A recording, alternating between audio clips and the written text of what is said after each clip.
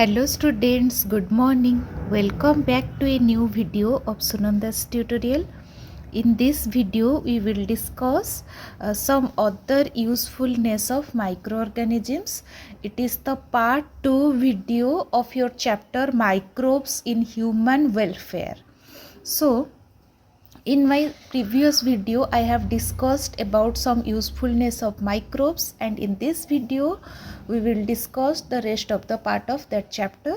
So at first, microbes as biocontrol agent. What is biocontrol? Biocontrol means it is the product of some microbes which can be used against some other living organisms, like for controlling any plant disease or pest, for producing any pesticide, for example cyclosporin A, statin. These are some biocontrol agents. Okay. Next, microbes as biofertilizers. Biofertilizers means these are microorganisms that can be employed to enrich the fertility of the soil. It can be used to enhance the fertility of the soil. They are used to increase the fertility of soil by adding some nutrients to the soil. So three groups of microorganisms can be used as fertilizer. For example, bacteria, cyanobacteria and fungi. Okay. We can use bacteria as biofertilizer to enhance the fertility of the soil. We can use cyanobacteria, we can use fungi, for example mycorrhiza. So at first, bacteria, some bacterium show symbiotic association with other organisms. Some are loose association of nitrogen fixing bacterium, some are free living. So at first, symbiotic bacterium, rhizobium is one of the best example which shows symbiotic association with the root nodules of leguminous plant. They live inside that root nodules of leguminous plant. They fix nitrogen into the soil and finally increasing its fertility. It forms nodule in the root of the plant. The following rhizobium species show symbiotic association. Rhizobium japonicum forms symbiotic association with soybean. Rhizobium trifoli forms symbiotic association with clover plant. Rhizobium melilloeti shows symbiotic association with alfalfa plant. Then Rhizobium fascioli shows symbiotic association with bean plant group. Okay. Frankia is associated symbiotically with root of non-leguminous plant like casuarina and alnus. So remember these plants. Okay.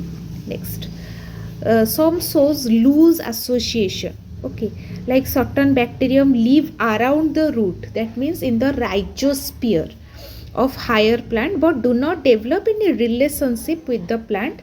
The bacteria obtain some exudates from the plant and use it as food, for example azospirillum.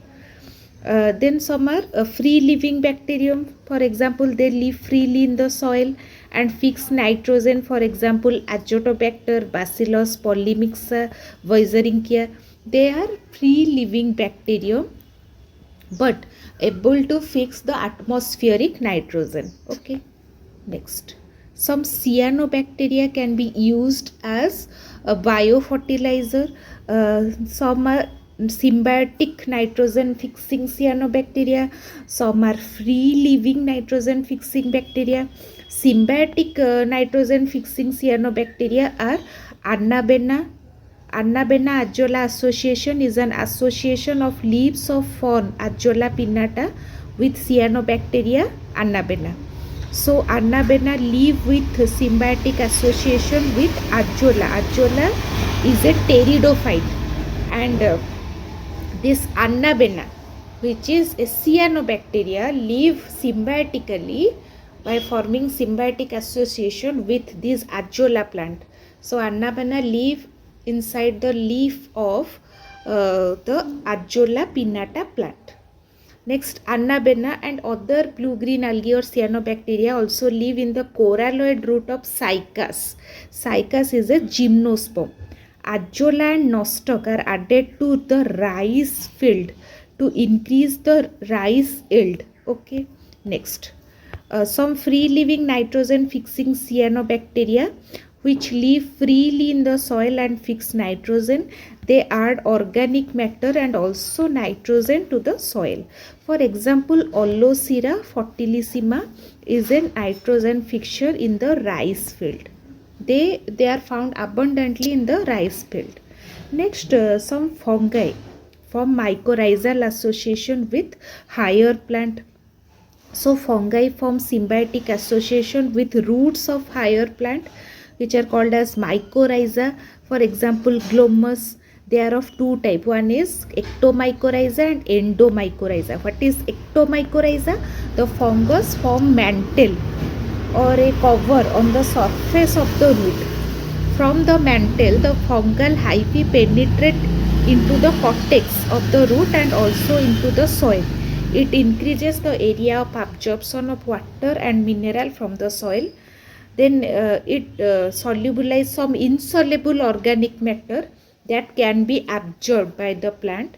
It also secretes some antimicrobial substance that prevent the growth of other pathogens near the root of the plant. For example, ectomycorrhiza have been found in oak plant, pine plant, eucalyptus plant. Next is endomycorrhiza. Some fungal hyphae move into the cortex cell of the root. It shows intercellular growth. Okay, the tip of fungal hyphae in the cortical cell swell up and produce vesicular finely branched masses called arbuscles. The endomycorrhiza are also called as vesicular arbuscular mycorrhiza or VAM. The fungus absorbs phosphorus and passes it onto the plant. It helps in the increase of absorption of organic material, inorganic minerals and water. For example, endomycorrhiza have been found in orchids and woody plants. So these are the example of mycorrhiza. This diagram shows the usefulness of microbes in each and every field. So at first in household product, for sewage treatment, for industrial products, for the production of industrial products. So these are the different steps or different sectors in which we can employ the microbes to get benefit. So this video summarizes all the steps or all the fields on which we can employ the microbes to get benefit. So with this I am ending this lecture video, and I hope you like this video and will get benefit from this. So if you liked it, please hit the like button, share with your other friends, and please subscribe to my channel Sunanda's Tutorial to get more important videos like this. Thank you.